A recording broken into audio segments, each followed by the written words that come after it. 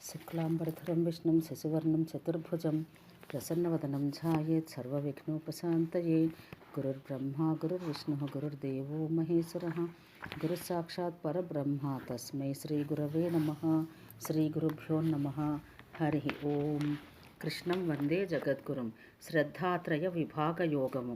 ओं तत्सदिति निर्देशो ब्रह्मणस्त्रिविधः स्मृतः ब्राह्मणास्तेन వేదాశ్చ యజ్ఞాశ్చ విహితాః పురా. పరబ్రహ్మమునకు ఓం అనియు తత్ అనియు సత్ అనియు మూడు విధములకు పేర్లు చెప్పబడినవి. ఈ నామత్రయం వల్లనే, దాని ఉచ్చారణ వల్లనే పూర్వము బ్రాహ్మణులు, బ్రహ్మజ్ఞానులు, వేదములు, యజ్ఞములు నిర్మించబడినవి. శ్రీ భగవద్గీత అధ సప్తదశోధ్యాయ 17వ అధ్యాయము. శ్రద్ధాత్రయ విభాగయోగము. అర్జున ఉవాచ ఏ శాస్త్రవిధిముత్సృజ్య యజంతే శ్రద్ధయాన్వితాః తేషాం నిష్ఠా తు కా కృష్ణ సత్వమాహో రజస్తమః.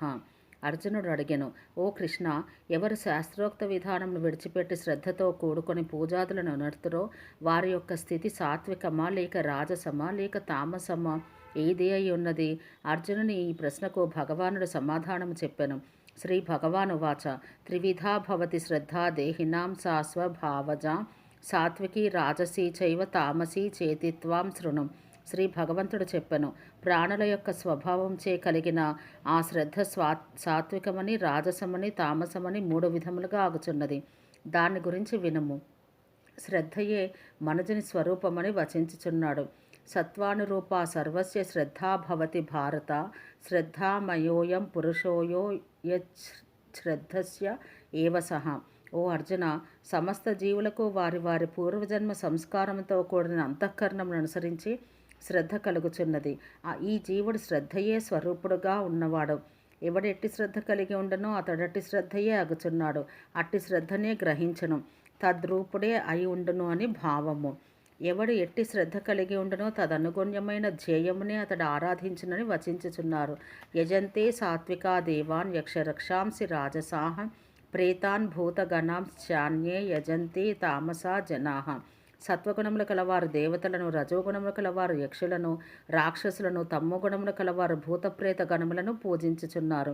అసుర స్వభావం గల వారు ఆచరించు ఘోర తపస్సులో త్యాజ్యములని 2 శ్లోకముల ద్వారా చెబుతున్నారు.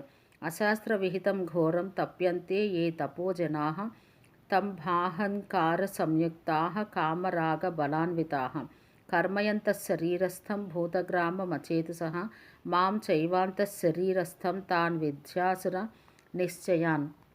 ఏ జనులు శరీరమున ఉన్నట్టు పంచభూత సముదాయమును లేక ఇంద్రియ సమూహమును శుష్కింపచేయువారు, మందు అంతర్యామిగా ఉన్న నన్నును కష్టపెట్టువారును, దంభ అహంకారములతో కూడిన వారును, కామము, రాగము, పశుబలము కలవారును, అవివేకులు అయి శాస్త్రమునందు విధించబడినదియో తమకును ఇతరులకు కూడా బాధాకరమైనది తపస్సును చేయుచున్నారో అట్టి వారిని అసురస్వభావము కలవానిగా తెలుసుకొనుము. ఇక 3 విధములైన ఆహారము, యజ్ఞము, తపస్సు, దానములను గురించి చెబుతున్నారు. ఆహారస్త్వపి సర్వస్య త్రివిధో భవతి ప్రియః యజ్ఞస్తపస్తథా దానం తేషాం భేదమిదం శృణు. ఆహారం కూడా సర్వులకును 3 విధములుగా ఇష్టమగుచున్నది. అలాగే యజ్ఞము, తపస్సు, దానము కూడా జనులకు 3 విధములుగా ప్రియమై ఉండుచున్నది. ఆ ఆహారాదుల ఈ భేదమును గురించి చెప్పెదను వినము. అందు సాత్వికాహారం గురించి వచించుచున్నారు. ఆయుస్సత్వ బలారోగ్య సుఖప్రీతి వివర్ధనాః రస్యా స్నిగ్ధాః స్థిరా హృజా ఆహారా సాత్విక ప్రియాః.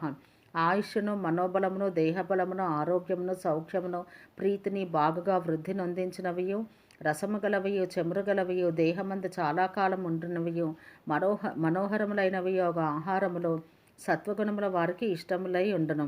ఆ రాజసాహారం ఏదియో వివరించి చెబుతున్నారు. కట్వాంల లవణాత్యుష్ణ తీక్ష్ణ రూక్ష విదాహినః ఆహార రాజశ్రేష్ఠా దుఃఖ శోకామయ ప్రదాః. చేదుగాను, పులుపుగాను, ఉప్పగాను, మిక్కిలి వేడిగాను, కారముగాను, చెమురు లేనివిగాను, మిక్కిలి దాహం కలుగజేయునిగాను ఉండునవియో, దుఃఖమును, వ్యాకులత్వమును కలుగజేయునయగు ఆహార పదార్థములు రజోగుణము కలవానికి ఇష్టములై ఉండును. ఇక తామస ఆహారం ఎట్టిదో తెలుపుచున్నారు. యాతయామం గతరసంపూతి పర్యుషితం చయత్ ఉచ్ఛిష్టమపి చామేధ్యం భోజనం తామసప్రియం. వండిన పిమ్మట ఒక జాము దాటినదియో, సారము నశించినదియో, దుర్గంధము కలదియో, పాచిపోయినదియో, ఒకరు తినగా మిగిలినదియో, అశుద్ధముగా ఉన్నదియో అగు ఆహారము తమోగుణము కలవారికి ఇష్టమైనది అయి అగును. ఇక యజ్ఞములను గురించి చెప్పబోవచ్చు. మొట్టమొదట సాత్విక యజ్ఞం యొక్క లక్షణములు వివరించుచున్నారు. అఫలాకాంక్షిభిర్యజ్ఞో విధి దృష్టో యుజ్యతే యష్టవ్యమేవేతి మనస్సమాధాయ స సాత్వికః. ఇది చేయదగినదియే అని మనస్సును సమాధానపరిచి శాస్త్రసమ్మతమగు ఏ యజ్ఞం ఫలాపేక్ష లేని వారి చేత చేయబడుతున్నదో అది సాత్విక యజ్ఞం అనబడును. రాజస యజ్ఞమును గురించి తెలుపుచున్నారు. అభిసంధాయితు ఫలం దంభార్థమపి చైవయత్ ఇజ్జతే భరతశ్రేష్ఠ తం యజ్ఞం విద్ధి రాజసం. భరతవంశ శ్రేష్ఠుడవగు ఓ అర్జున, ఫలమును కోరియు డంబము కొరకును గావింపబడే యజ్ఞమును రాజసమైనదిగా నీవు తెలుసుకొనుము. సంయజ్ఞము తామసయజ్ఞం చెప్పబడుతున్నది. విధిహీనమసృష్టాన్నం మంత్రహీనం అదక్షిణం శ్రద్ధావిరహితం యజ్ఞం తామసం పరిచక్షతే.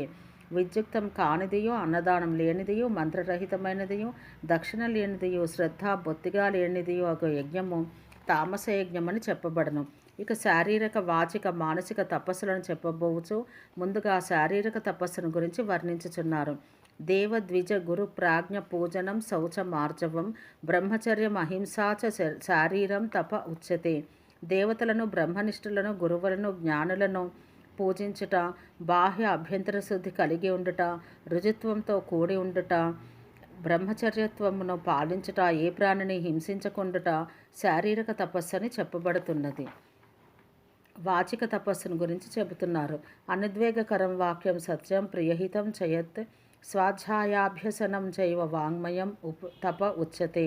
ఇతరుల మనసుకు బాధ కలిగినదియు, సత్యమైనదియు, ప్రియమైనదియు, మేలు కలిగించినదియు ఒక వాక్యంను, వేదాదుల యొక్క అధ్యయనంను అభ్యసించుట, వేదము, ఉపనిషత్తులు, భగవద్గీత, భారతం, భాగవతం, రామాయణం, యోగవాసిష్టం మునగు వారిని అధ్యయనం చేయుట, ప్రణవాది మంత్రములను జపించుట వాచిక తపస్సు అని చెప్పబడుతున్నది. ఇక మానసిక తపస్సును గురించి వచించుచున్నారు. మనఃప్రసాద సౌమ్యత్వం మౌనమాత్మ వినిగ్రహ భావ సంశుద్ధి రిచ్చేత తపో మానసముచ్యతే. మనసుకు నిర్మలంగా ఉంచుట, మనసును నిర్మలంగా ఉంచుట, ముఖ ప్రసన్నత్వము, పరమాత్మను గురించిన మననము కలిగి ఉండుట, మనస్సు బాగుగా నిగ్రహించుట, పరిశుద్ధముకు భావం కలిగి ఉండుట అనేవి మానసిక తపస్సు అని చెప్పబడుతున్నది. ఇంతవరకును శారీరక, వాచిక, మానసిక తపస్సులను గురించి చెప్పి ఇక సాత్విక, రాజసిక, తామసిక తపస్సులను వివరించుతున్నారు. శ్రద్ధయా పరయా తప్తం తపస్త త్రివిధం నరై అఫలాకాంక్షిభిర్యుక్తై సాత్వికం పరిచక్షతే. ఫలాపేక్ష లేనివారు నిశ్చల చిత్తులో ఒక మనుజులచే అధికమగు శ్రద్ధతో ఆచరించబడినట్టే 3 విధములైన తపస్సును సాత్వికమని పెద్దలు చెబుతున్నారు. రాజసిక తపస్సును గురించి చెబుతున్నారు. సత్కారమాన పూజార్థం తపోదంభేన చైవయత్ క్రియతే తదిహ ప్రోక్తం రాజసం చలమధ్రువం.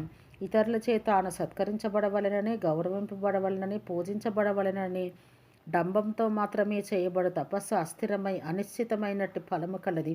ఈ ప్రపంచమున రాజసిక తపస్సు అని చెప్పబడినది. ఇక తామసిక తపస్సు మూఢగ్రాహేణాత్మనో యత్పీడయా క్రియతే తపః పరస్యోత్సాదనార్థం వా తత్తామసముదాహృతం. మూర్ఖపు పట్టుదలతో తన శరీరమును బాధించుకొనుట ద్వారా కానీ, లేక ఇతరులను నాశనం చేయవలన ఉద్దేశంతో కానీ చేయబడు తపస్సు తామసిక తపస్సు అని చెప్పబడినది. ఇక ఇప్పుడు దానములను గురించి చెప్పదలిచి మొట్టమొదటి సాత్విక దానం ఎట్టిదో తెలుపుచున్నారు. దాతవ్యమితి యద్దానం దీయతే నుపకారిణే దేశే కాళే చ పాత్రే చ తద్దానం సాత్వికం స్మృతం. ఇవ్వవలసినదే అను నిశ్చయంతో ఏ దానము పుణ్యప్రదేశమందును, పుణ్యకాలమందును యోగ్యుడగు వానికి మరియు ప్రత్యుపకారం చేయ శక్తి లేని వారి కొరకు ఇవ్వబడుచున్నదో అది సాత్విక దానమని చెప్పబడుచున్నది. రాజస దానంను పేర్కొనుచున్నారు. ఎత్తు ప్రత్యుపకారార్థం ఫలముద్దిశ్య వా పునః దీయతే చ పరిక్లిష్టం తద్దానం రాజసం శృతం. ప్రత్యుపకారం కొరకు కానీ, లేక ఫలంనుద్దేశించి కానీ, లేక మనక్లేశంతో కానీ ఇవ్వబడే దానము రాజస దానమని చెప్పబడుతున్నది. ఇక తామస దానమును గురించి వచించుచున్నారు. అదేశకాలే పుత్రేభ్యశ్చ దీయతే అసత్కృతం అవజ్ఞాతం తత్తామసముదాహృతం.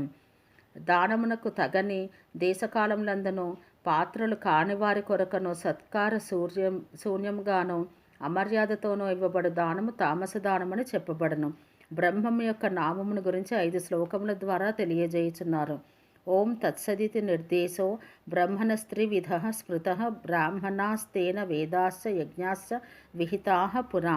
పరబ్రహ్మమునకు ఓం అనియు తత్తనియు సత్తనియు 3 విధములకు పేర్లు చెప్పబడినవి. ఈ నామత్రయం వల్లనే పూర్వం బ్రాహ్మణులు వేదములు యజ్ఞములు నిర్మించబడినవి.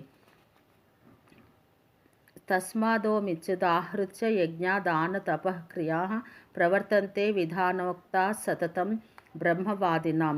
అందువల్ల వేదములను బాగుగా ఎరిగిన వారి యొక్క శాస్త్రోక్తములకు యజ్ఞదాన తపక్రియలన్నీ ఎల్లప్పుడూ ఓం అని చెప్పిన పిమ్మటనే అనుష్ఠింపబడుచున్నవి. తదిచ్చనభిసంధాయ ఫలం యజ్ఞతపః క్రియాః దానక్రియాస వివిధాః క్రియంతే మోక్షకాంక్షిభిః. అట్లే తత్ అను పదమును ఉచ్చరించి ముముక్షువులు ఫలాపేక్ష లేని పలు విధములైన యజ్ఞదాన తపకర్మలను చేయుచున్నారు. సద్భావే సాధుభావే చ సదిచ్చేత్ ప్రయుజ్యతే ప్రశస్తే కర్మని తథా సచ్చబ్ద పార్థయుజ్యతే. ఓ అర్జున, కలదు అనే అర్థమందును మంచిది అనే అర్థమందును సత్ అను ఈ పరబ్రహ్మనామం ప్రయోగించబడుచున్నది. అట్లే ఉత్తమమైన కర్మమునందును ఆ సత్ అను పదము వాడబడుచున్నది. యజ్ఞే తపసి దానే చ స్థితి సద్దితి చోచ్యతే కర్మ చైవ తదర్థీయం సదిచ్చేవాభిధీయతే. యజ్ఞం నందును తపస్సునందును దానం నందు గల నిష్ట కూడా సత్ అని చెప్పబడుచున్నది. మరియు బ్రహ్మోద్దేశమైన కర్మలు కూడా సత్ అనే పిలువబడుచున్నవి.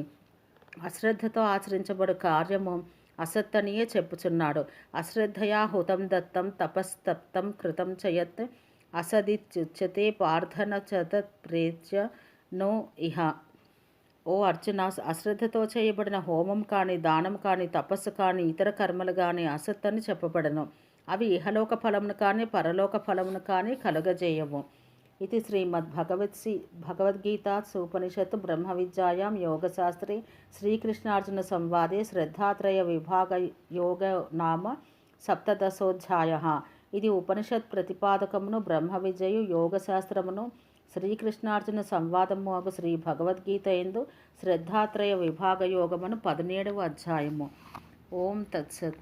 ఓం సహనావవతు సహనౌ భునత్తు సహ వీర్యం కరవావహై తేజస్వినావధీతమస్తు మా విద్విషావహై. ఓం శాంతి శాంతి శాంతి.